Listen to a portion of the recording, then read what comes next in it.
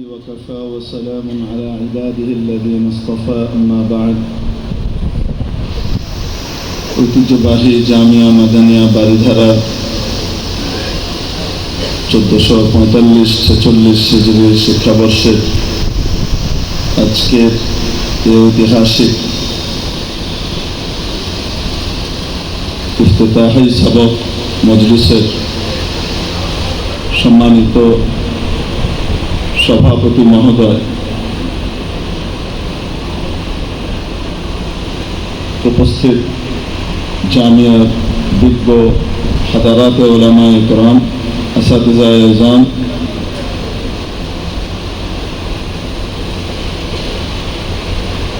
আজিজ তালিবানে ইলম, আজকের এই বার্ষিক সূচনা লগ্নে অত্যন্ত ভারাক্রান্ত হৃদয়ে স্মরণ করছি এই জামিয়ার স্বপ্নদ্রষ্টা, স্থপতি, প্রতিষ্ঠাতা, আমাদের সকলের মুরব্বী এবং মুহসিন হযরত আল্লামা নূর হোসেন কাসেমী রাহিমাহুল্লাহ, নব্বর আল্লাহু মারকাদাহ ওয়া বাররাদ আল্লাহু মারজাআহ ওয়া قدس الله سره العزيز, যিনি জীবনের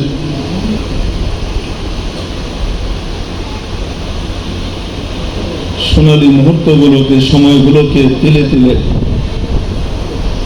নিঃশেষ করেছিলেন, বিলিয়ে দিয়েছিলেন গোটা মুসলিম উম্মাহ জাতির জন্য, বিশেষ করে এই জামিয়ার জন্য। আজকে তার কুরবানি, ইখলাস এবং রেখে যাওয়া সন্তানদের ফসল অবলোকন করতে পারছি এই জামিয়ার চত্বরে। প্রিয় উপস্থিতি,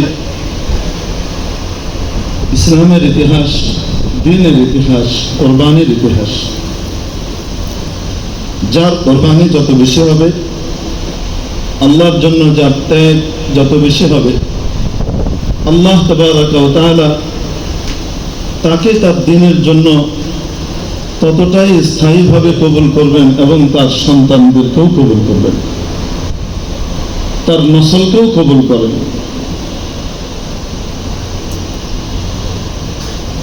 মুআজ্জাজ হাজিরিন, আজকে ইফতিতাহি দর্সে সহিহ বুখারীর সবক দিয়ে শুরু হবে। বুখারী শরীফের প্রথম হাদিসের সনদের মধ্যে একজন রাবী আছেন, মুহাম্মদ ইবনে ইব্রাহিম আত-তাইমি রাহিমাহুল্লাহু তাআলা।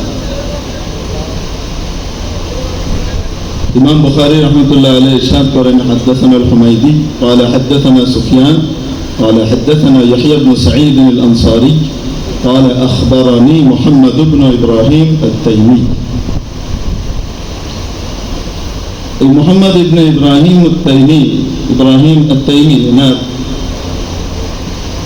বাবা ছিলেন ইব্রাহিম ইবনে ইয়াজিদ আত-তাইমি।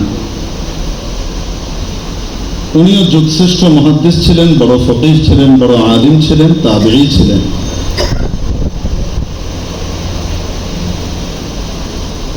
মুহাম্মদ ইবনে ইব্রাহিম আত-তাইমির বাবার একটি ঘটনা সিয়ার ওয়া আলামিন নুবালার মধ্যে হাফেজ শামসুদ্দিন যাহাবী রাহমাতুল্লাহ আলাইহি উল্লেখ করেছেন সনদ সহ।